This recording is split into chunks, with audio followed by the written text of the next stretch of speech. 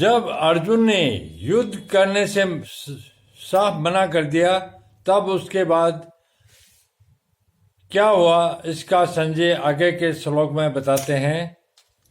अर्जुन ने बड़ी शूरवीरता और उत्साहपूर्वक योद्धाओं को देखने के लिए भगवान से दोनों सेनाओं के बीच में रथ खड़ा करने के लिए कहा था। अब वहीं पर अर्थात दोनों सेनाओं के बीच में अर्जुन विषाद मगन हो गए। वास्तव में होना यह चाहिए था कि वे जिस उद्देश्य से आए थे उस उद्देश्य के अनुसार युद्ध के लिए खड़े हो जाते, परंतु उस उद्देश्य को छोड़कर अर्जुन चिंता शोक में फंस गए। अतः अब दोनों सेनाओं के बीच में ही भगवान शोक मगन अर्जुन को उपदेश देना प्रारंभ करते हैं।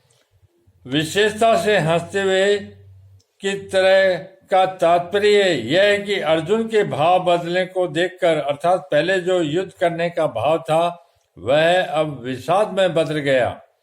इसको देखकर भगवान को हंसी आ गई। दूसरी बात, अर्जुन ने पहले दूसरे अध्याय के 7वें श्लोक में कहा था कि मैं आपके शरण में हूँ, मेरे को शिक्षा दीजिए, अर्थात मैं युद्ध करूं या न करूं, मेरे को क्या करना चाहिए इसकी शिक्षा दीजिए। परंतु यहाँ मेरे कुछ बोले बिना अपनी तरफ से निश्चय कर लिया कि मैं युद्ध नहीं करूंगा। यह देखकर भगवान को हंसी आ गई, कारण कि शरणागत होने पर मैं क्या करूं क्या नहीं करूं आदि कुछ भी सोचने का अधिकार नहीं रहता। उसको तो इतना ही अधिकार रहता है कि जो काम कहता है वही काम करे। अर्जुन भगवान के शरण होने के बाद मैं युद्ध नहीं करूंगा ऐसा कहकर एक तरह से शरणागत होने से हट गए। इस बात को लेकर भगवान को हंसी आ गई। इव का तात्पर्य है कि जोर से हंसी आने पर भगवान मुस्कुराते हुए बोले। जब अर्जुन ने यह कह दिया कि मैं युद्ध नहीं करूंगा, तब भगवान को यही कह देना चाहिए था कि जैसी तेरी मर्जी आए वैसा कर। परंतु भगवान ने यही समझा कि मनुष्य जब चिंता शोक से विकल हो जाता है तब वह अपने कर्तव्य का निर्णय न कर सकने के कारण कभी कुछ तो कभी कुछ बोल उठता है। यही दशा अर्जुन की हो रही है। अतः भगवान के हृदय में अर्जुन के प्रति अत्यधिक स्नेह होने के कारण कृपालुता उमड़ पड़ी। कारण कि भगवान साधक के वचनों की तरफ ध्यान न देकर उसके भाव की तरफ ही देखते हैं, इसलिए भगवान अर्जुन के मैं युद्ध नहीं करूंगा इस वचन की तरफ ध्यान न देकर आगे के श्लोक से उपदेश प्रारंभ कर देते हैं।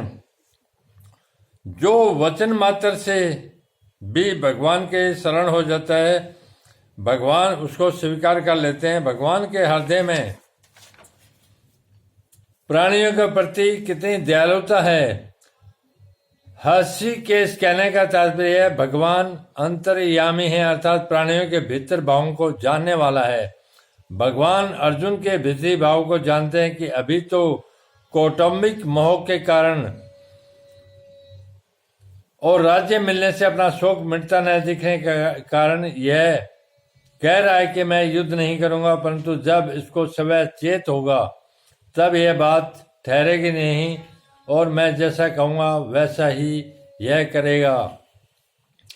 इस उवाच पदों में केवल उवाच कहने से ही काम चल सकता था, क्योंकि उवाच के अंतर्गत ही वच पद का अर्थ आ जाता है। अतः वच पद देना पुनरुक्ति दोष दिखता है, परंतु वास्तव में पुनरुक्ति दोष नहीं है, प्रत्युत इसमें एक विशेष भाव भरा हुआ है। अभी आगे के श्लोक से भगवान जिस रहस्य में ज्ञान को प्रकट करके उसे सरलता से सुबोध भाषा में समझाते हुए बोलेंगे, उसकी तरफ लक्ष्य करने के लिए यहाँ वच पद दिया गया है।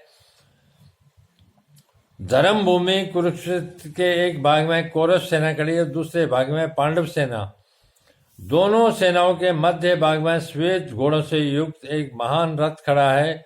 उस रथ के एक भाग में भगवान श्री कृष्ण बैठे हैं और एक भाग में अर्जुन। अर्जुन के निमित्त मनुष्य मात्र का कल्याण करने के लिए भगवान अपना अलौकिक उपदेश प्रारंभ करते हैं और सर्वप्रथम शरीर तथा शरीर के विभाग का वर्णन करते हैं।